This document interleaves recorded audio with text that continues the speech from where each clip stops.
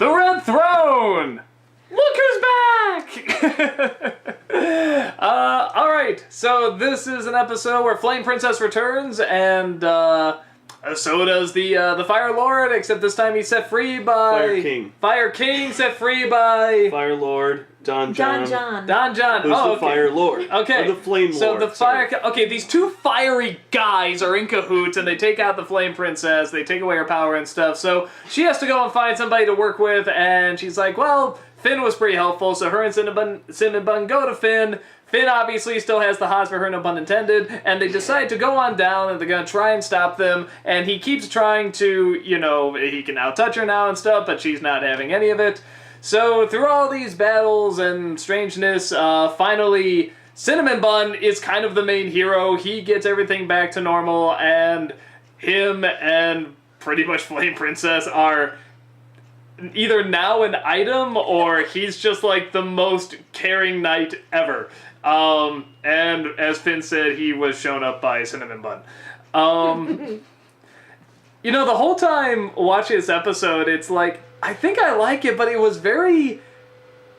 did it seem kind of like slow and awkward in a way? The fist fight scene lasted 20 years for me. No, like a lot of it, I was kind of watching it, it's like, I didn't know if it was good or bad, I was just sort of like, yeah, this doesn't have quite the energy the other ones do, and everyone's sort of like, particularly, I don't know, like the action scenes and everything were just kind of, they seemed a touch slower and clumsy, but I don't know if that was intentional or not. Maybe that's just sort of the feel of the episode. I think with this one, they were trying to close some doors. Kind of like, okay, Flame Princess done and over with, Cinnamon Bun done and over with. They were trying to close some chapters, it seems, before the show went any further, and I felt it was very sloppily done. Mm-hmm. Like, Flame Princess, I don't know, like, she felt out of character to an extent. Cinnamon Bun, again, like, a few episodes ago, he was just a total moron.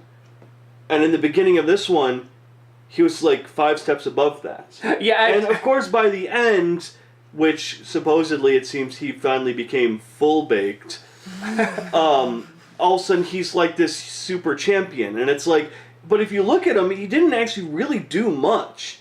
He punched 2 guys in the face and ran away, jumped in while the 2 guys were fighting, so he didn't actually do anything there. It was just chance that he came in. Again, it's this whole thing of victim of circumstance, if you will. Actually, this is like the one episode where I really like Cinnamon Bun, honestly. Maybe because it is a contrast to all the other stupid things he's done. Just when he comes out and makes the great big speech, no, she will be a good ruler because she is strong in the heart. And it's like this big, corny, poetic speech. But everything before that, though, in this episode, that's after he got baked. Well, because notice he got hit in the face. Yeah, and it looks like he got... His eyes changed. They're not, like, sunken anymore. Yeah, I noticed something happened. I didn't know what it was, but it's like, yeah, I guess he was, like, smarter or whatever. But even beforehand, I mean, he was the one that came in and, like, grabbed her and threw her on the Firewolf thing, you know, and they were running out. Jake 2. Jake 2. Yeah, that's right. And he was the one that came through, you know, the prison and got the key to get him out. I don't know, that's a couple things. I mean... Yeah, he got the key by punching 2 guys and running away. Okay, it's better than what he could have done before. But that's my thing. 1 episode, or, 2 episodes ago, Apple Wedding, what was he doing? Was he opening the... No, he wasn't opening the champagne. He couldn't even open it! Yeah, so it's... I know, I guess just... It's the contrast of they couldn't pick something for him. They wanted him to be this... Like I said, it felt like they wanted to close the Flame Princess chapter. And it felt like it was rushed. Like, it didn't seem like he was as moronic as he used to be. And by the end, I get it, where he becomes fully baked or whatever, but, like, everything else was kind of like, eh. I guess... I mean... You're right, but at the same time, I think I was so sick of seeing that character that I was just happy to see him do something competent. Oh, I would have rathered him be, like, totally moronic. Remember, he used to have a Jake dog as well that was a pile of nothing. He was that moronic not that many episodes ago. And now all of a sudden, you know, he's this huge guy. If it would have started off with him being completely moronic, and then him getting like fully baked halfway through and him becoming the hero for the rest of it, I would have liked that better. You have like more of a transition. Yeah, instead of the whole, makes sense. all of a sudden out of nowhere, he's like, okay, he's so much better than he used to be when 2 or 3 episodes ago, he was a total moron. Yeah, that's true. It wasn't like, you could make the argument before, or maybe what you were saying, maybe they're out of order or something when they originally animated them, but like, yeah, because he went with Flame Princess, and you could almost be like, oh, time has passed, he's gotten smarter with her. But no, you see him at the wedding, and he's pretty stupid. So Remember, that's kind of legit.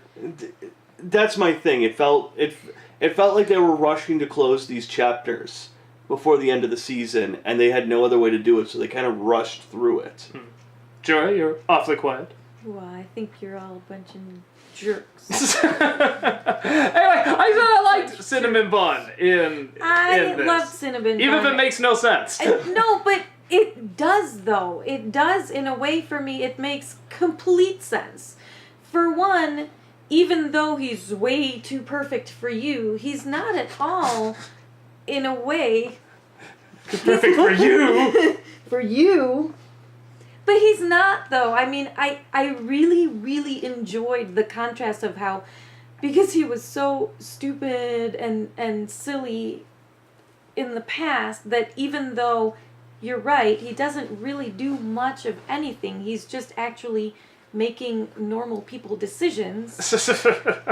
He seems so much better and all the more put together. And I liked that because even though, yes, we just saw him a few episodes ago at Apple Wedding, you don't know how long it's been. How long he's been with Flame Princess. I mean, when you're with someone, whether it's love or friendship or whatever, you pick up traits. You know, if you're in love, you kind of better yourself for that person slowly but surely. Sometimes you mean to.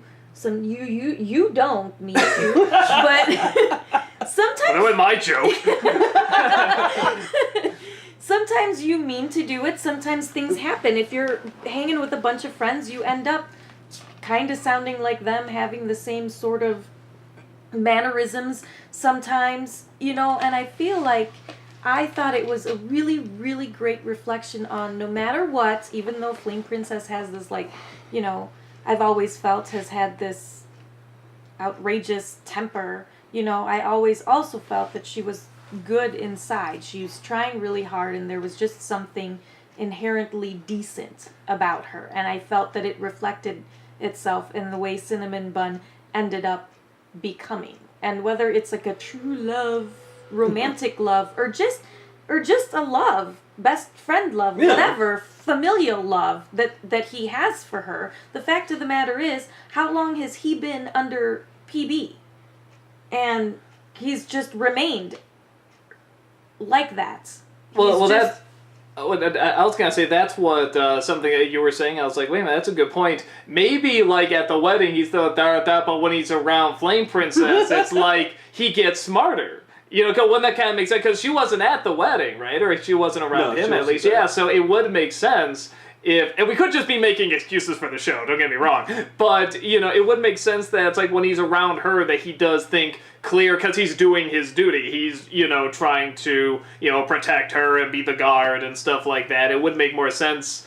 Even when he's talking with her, like what you said with PB, yeah, let's not go to her, she's devious and stuff. Like, even he sort of has, like, these, I don't know about her. Like, he definitely, trusts her much more, and there does seem to be much more of a connection between the two of them. So, that's my excuse. No, like I said, I just wish it was a more smooth transition from character to character. It did sort of seem like, I don't know, there is something where it's like, why keep that whole thing about him wanting to get back with Flame Princess and stuff if this is what was leading up to? Yeah. It's kind of like, okay, like if this was the episode where it was like, okay, we were cementing things, between, like, where they officially become broken up, that'd be fine. But they broke up, like, whatever, 12 episodes ago or something like that, and then he's always sort of fixated on her and stuff like that, and sort of gone back and forth, and which we see him do before with Bubblegum, and then it's like he's finally with her, and it's just sort of like, yeah, they're still broken up. Like, nothing much has changed. Yeah. Really. It felt more like salt in the wound. Mm-hmm. It felt more like, if anything, the writers were taking the fact that Cinnamon Bun, the most moronic character you could say in the series, basically, as he said, outshines him. You know, it's more salt in the wounds of Finn. Where he's kind of like, he said himself, was I just shown up by Cinnamon Bun? Mm. That's salt in the wounds. With all the heroics that Finn has done throughout the entire series, the one person he cannot save this time, he couldn't do anything. Yeah, he really doesn't do anything in this episode. Couldn't the sword cut through the bars? Yeah, I am Wouldn't it wondering have taken what... 5 I seconds? feel like he- Hold on. Couldn't the sword have cut the people, knocked them down? Remember, he cut off all the hair of those other... He was so good 2 episodes ago. I know, And now he has no skill with it. I am wondering what's felt- going on with the sword, because it's like that first episode, even when he didn't know how to use it, it was incredible, and now he does know how to use it, and he's not doing anything with it. I felt it was, I felt it was one of those things, we're just going to show... I don't know, it felt very much like we're going to show how awesome Cinnamon Bun is and how terrible Finn is. Mm-hmm. And it didn't feel very balanced. It felt very... almost one-sided of an argument. Mm. You know, what happened? Why did Finn not... why is he not able to do anything? Mm. You know, we've seen the sword cut through God knows what else. I guess you could argue he's distracted by her and his feelings and stuff, but it's if that's it, that's not explained At all. enough that it would throw off his concentration and stuff like that. If anything, I would expect him to be more assertive. kind of like what he was with Peebles in the last episode. Yeah, more like, oh, you know what? I can't use it here, but I can use it here. Oh, we've seen Finn use his fists before. Mm. We've seen Finn use other things besides his sword before. So why, when the guards come up and go, we captured you. he can't do anything all of a sudden. But all of a sudden, you know, Cinnamon Bun comes in and quote-unquote saves the day by punching them. Why couldn't Finn punch him? Finn is obviously stronger for the most part, or more adept at fighting than Cinnamon Bun. It felt very unbalanced. It felt like these pieces had to fall into place in this succession in order for us to get to the end of this episode. Mm. It didn't feel natural to me. Joy, your thoughts? I feel like there's been a slow progression of Finn becoming a jerk. Oh, I won't argue that. I will not argue that. You know, I mean, yes, okay, he was a hero and he was awesome, but he's becoming a teenager, if not already, like, a full-fledged teenager. And I love you, Bree, and you're you're the best. You really are a phenomenal kid, but teenagers are assholes. I was the worst. Wow, okay, so I hate kids and I- old people, and you hate No, teenagers. Bree, you're the best asshole, though. Okay, you're the best asshole. No, she's a good kid. Yeah, your own mother Super said good that. kid. You're just the best asshole. I love you. She's a great kid. She says she loves you back. You call her an asshole, she says she loves you. It's That's a good alright. teenager right She there. is. She's a great teenager. No, I was the worst, and I was you make wrong decisions.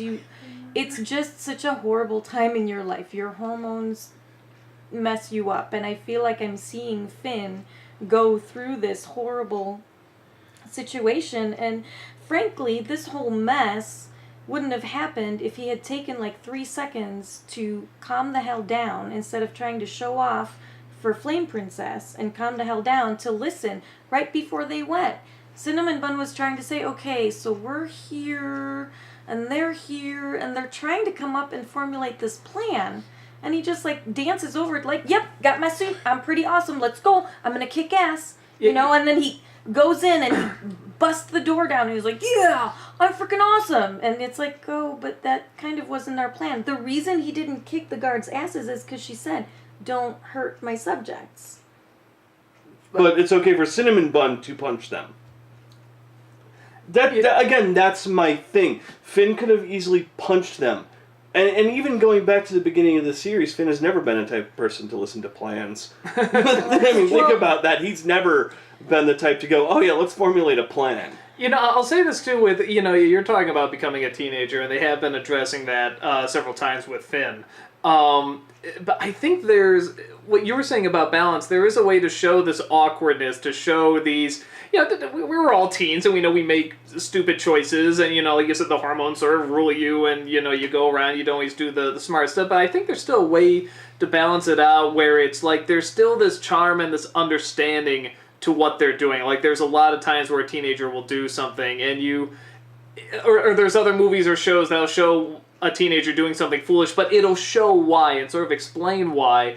And this, it's like they're technically saying why and showing why, but it, like you said, it doesn't feel very natural and very flowing. So I think there is a way to show Finn becoming a teenager, at least with the relationships. It always seems to be with the relationship stuff. Yeah. But again, when you're a teen, that's mostly what you think of anyway. But I think there is a way to show it where it is sort of more balanced out and not just, I'm a doofus who's never going to listen now, and I'm going to think I'm right even though I'm obviously not. It's like there's...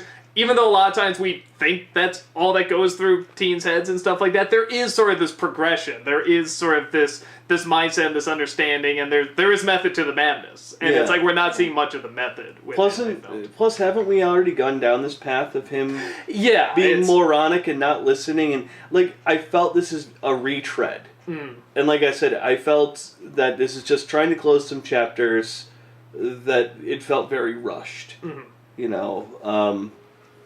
That's me. Even if it was rushed, if they did it from a totally goofball, I mean, because they've rushed a lot of weird stuff on here too, but they've had such a good sense of humor about it, such a strange sense of humor that it's been really funny. And like I said, this one seemed, even though it was kind of rushed, it also felt kind of slow and kind of awkward. And like you said, the fists punching and stuff. At first that was kind of funny, and then they just keep going. It's like, sheesh, all right, can we get some... Oh, you like that? There's more to that scene. That's Keith David and Rowdy Roddy Piper fighting each other. Oh my God!